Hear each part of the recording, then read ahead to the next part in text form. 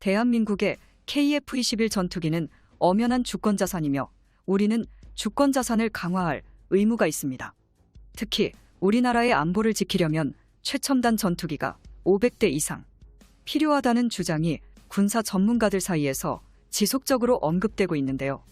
그런데 최근 이러한 주장이 신빙성을 얻고 있습니다.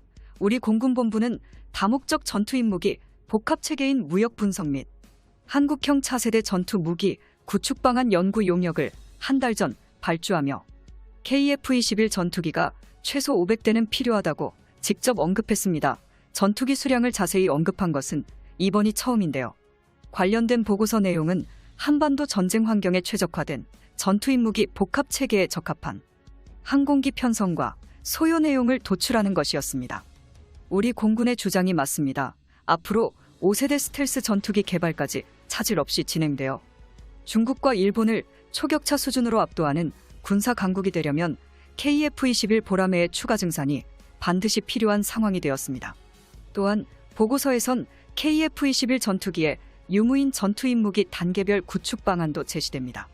이에 대해 과학기술의 혁신적 발전에 따라 가속화되고 있는 무기 체계와 군사 전략 개념의 변화를 반영한 차세대 전투기 전략을 빠르게 구축해야 한다는 것이 공군의 의견입니다. 이처럼 공군본부는 전투임 무기 획득 기간을 고려해 KF-21 이후 유무인 전투임 무기 복합체계 소유제기 등 500대 이상의 KF-21 차세대 전투임 무기의 단계별 구축 방안을 수립할 필요가 있다고 밝혔습니다. 이에 대해 한국항공우주산업은 KF-21 개발로 확보한 기술과 초도 양산을 통한 1호기의 부품부터 시작해 92%에 달하는 KF-21 부품 국산화 기반을 토대로 최대한 효율적이게 생산 라인을 구축했다고 밝혔는데요. 한국이 독자적인 기술로 보유한 능동천차 배열 레이더와 전자광합 표적 추적, 장비 적외선 추적, 장비 통합 전자체계 등 주요 항전 장비를 포함하여 총 85종의 품목이 국산화 진행 중이거나 성공했다고 언급했습니다. 우리나라는 차질 없이 KF-21 전투기의 전용 비행 임무 장비, 소프트웨어와 60여 개 품목을 직접 개발하고 있는데요.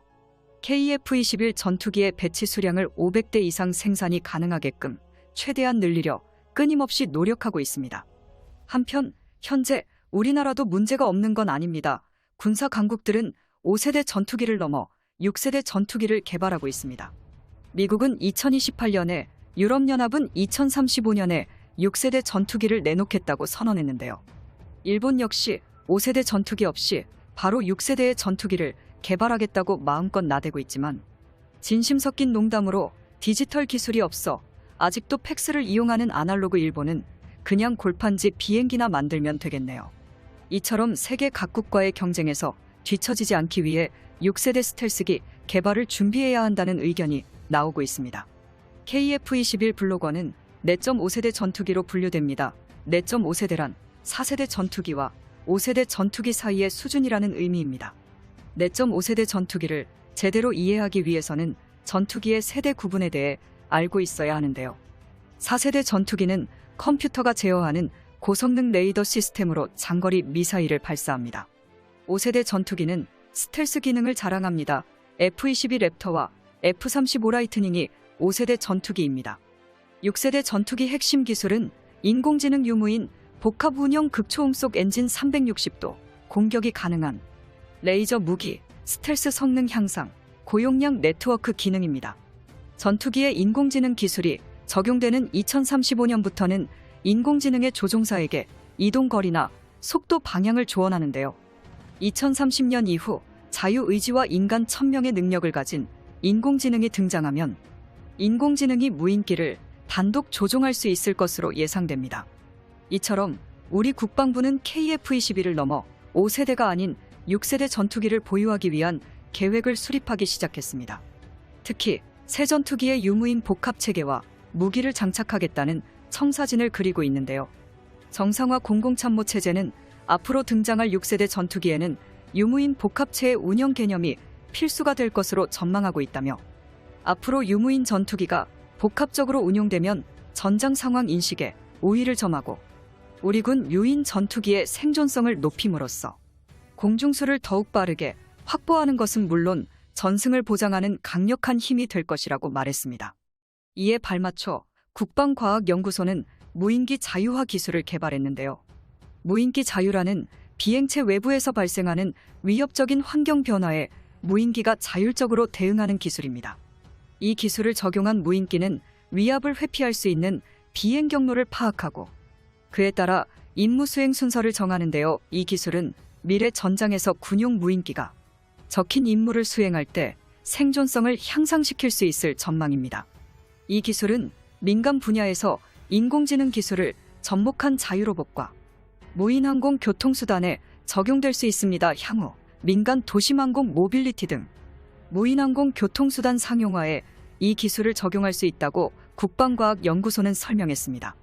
국방과학연구소는 향후 군지평 무인기 복합체계 개발 등에도 항공전자 통합시험실을 활용할 예정이라고 언급했습니다. 과거 TOC 훈련기 개발 당시에는 해외 업체에 의존했던 품목들이 많이 존재했는데요. 이제는 절대 아닙니다.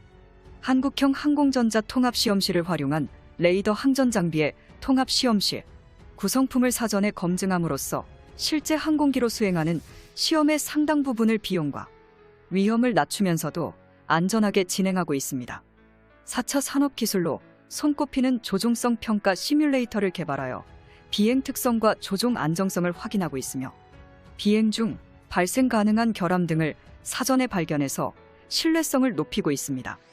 2022년 무기 체계에 대해 연구한 발표에 따르면 KF-21 전투기로 인한 생산 유발 효과는 무려 24조 원이고 기술 파급 효과는 49조 원으로 예상했는데요. 카이가 국방과학연구소와 일해서 2차 협력업체 고용 실적을 조사한 결과 지금까지 5년간 1만 명이 넘는 고용 창출 효과가 나타났으며 지난해 약 2,500여 명 신규 고용으로 실업률 완화에도 상당히 기여한 것으로 나타났습니다. 카이 관계자는 오는 2028년까지 취업 비발 효과는 11만 명, 경제적인 효과는 2조 1천억 원 창출이 예상되고 있다며 KF-21이 본격적인 양산에 들어가면 10만 개의 일자리가 추가로 발생은 물론 5조 9천억 원에 달하는 부가가치가 창출될 전망이라고 말했습니다. 대한민국은 KF-21 보라매의 개발을 통하여 세계적인 수준의 기술력을 직접 입증받았습니다. 2028년 이후 전투기 탑재 이전 미사일 개발이 가능하고 2035년 이후 전략화가 가능하다고 말했는데요.